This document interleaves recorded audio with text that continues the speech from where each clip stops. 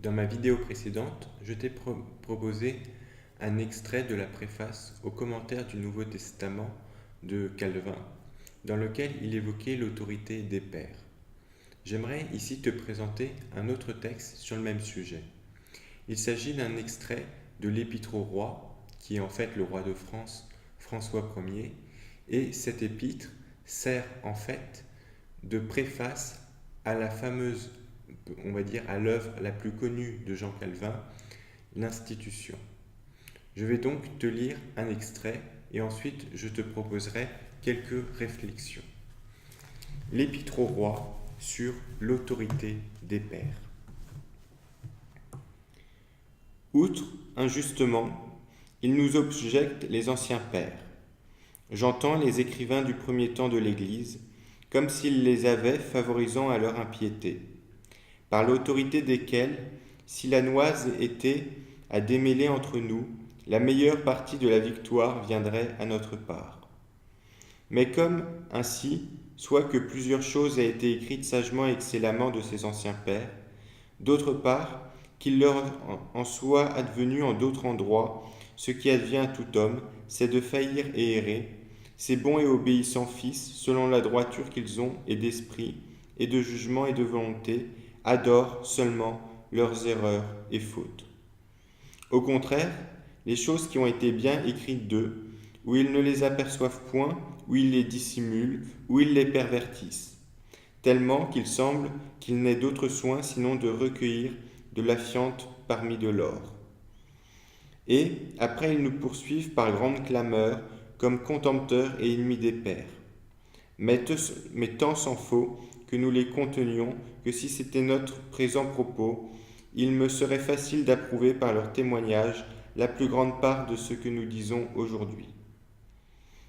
Mais nous lisons leurs écrits avec tel jugement que nous avons toujours devant les yeux ce que dit saint Paul, c'est que toutes choses sont nôtres pour nous servir, non pour dominer sur nous, et que nous sommes tous à un seul Christ, auquel il faut sans exception obéir de tout.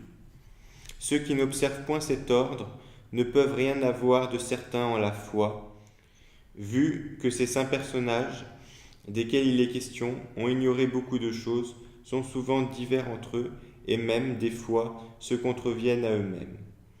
Salomon, disent-ils, ne nous commande point sans cause de n'outrepasser les bornes qui ont été mises de nos pères. Mais il n'est pas question d'observer une même règle en la borneur des chants et en l'obéissance de la foi, laquelle doit tellement être ordonnée qu'elle oublie son peuple et la maison de son Père. Davantage, puisqu'ils aiment tant les allégories, que ne prennent-ils les apôtres plutôt pour leur Père que nul autre, desquels il ne soit licite d'arracher les bornes? Car ainsi l'a interprété saint Jérôme, duquel ils ont allégué les paroles en leur canon. Et encore, s'ils veulent que les limites des pères qu'ils entendent soient observées, pourquoi eux-mêmes, quand il leur vient à plaisir, les outrepassent-ils si audacieusement? Suite à cette remarque, Calvin va ensuite citer sur plusieurs pages de nombreux textes patristiques qui sont en contradiction avec les doctrines ou les pratiques avancées par ses adversaires pour montrer qu'eux-mêmes contredisent les pères. Mais ce qui m'intéresse ici, dans ces propos, alors qu'ils sont peut-être un peu durs parfois à comprendre, puisqu'il faut savoir qu'ils datent des années 1530 et qu'ils ont donc été écrits en français moderne, qui diffère de notre français actuel, ce qui m'intéresse donc, c'est surtout le rapport de Calvin au père. Et cela rejoint exactement ce que je disais dans ma vidéo précédente.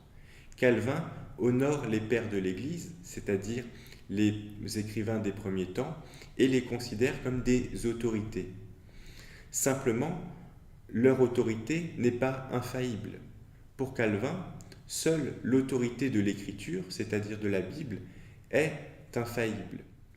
Et c'est exactement ce que signifie la doctrine du sola scriptura, l'Écriture seule.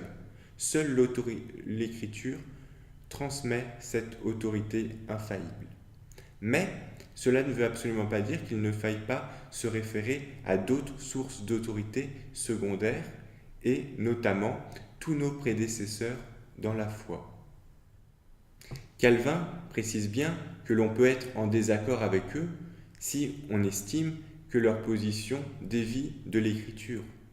Néanmoins, il insiste aussi sur le fait qu'il pense que pour beaucoup de doctrines, ce qu'il pense est en accord avec les pairs. Et tout au long de son institution, il ne manquera pas d'ailleurs de s'y référer. Pour conclure, je reprendrai les propos de ma vidéo précédente. Il me semble que le rapport de Calvin aux pairs est le plus équilibré. Il reconnaît leur autorité, mais en même temps ne les estime pas infaillibles. Il faut bien sûr les consulter, tout en étant prêt à être en désaccord avec eux si on pense que leurs pratiques ou leurs doctrines contredisent les Écritures.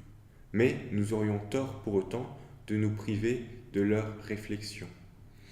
Il faut en particulier sortir de cette logique individualiste qui consiste à croire que l'Église commence avec nous. Il me semble que cette logique individualiste qui peut toucher certains secteurs du monde protestant, en particulier du monde protestant évangélique, est absolument contraire au principe même de l'Église telle qu'elle a été voulue par Dieu. Au contraire, il est nécessaire que chaque membre s'appuie sur les autres membres, ceux qui sont vivants, ceux qui sont avec nous, mais aussi ceux qui nous ont précédés. C'est d'ailleurs pour cette raison que je fais sur ma chaîne une série de découvertes des pères de l'Église, même si elle est actuellement un peu en pause depuis mon arrivée à Jérusalem. Mais, en attendant que je la reprenne, tu peux regarder les vidéos qui ont déjà été publiées. J'essaye de présenter les pères par ordre chronologique. Actuellement, j'en suis au IIe siècle. Si tu as une remarque, tu peux me laisser un commentaire. Si tu as une question, je t'invite plutôt à me contacter directement via mon blog ou ma page Facebook. Et moi, je te dis à bientôt pour une prochaine vidéo.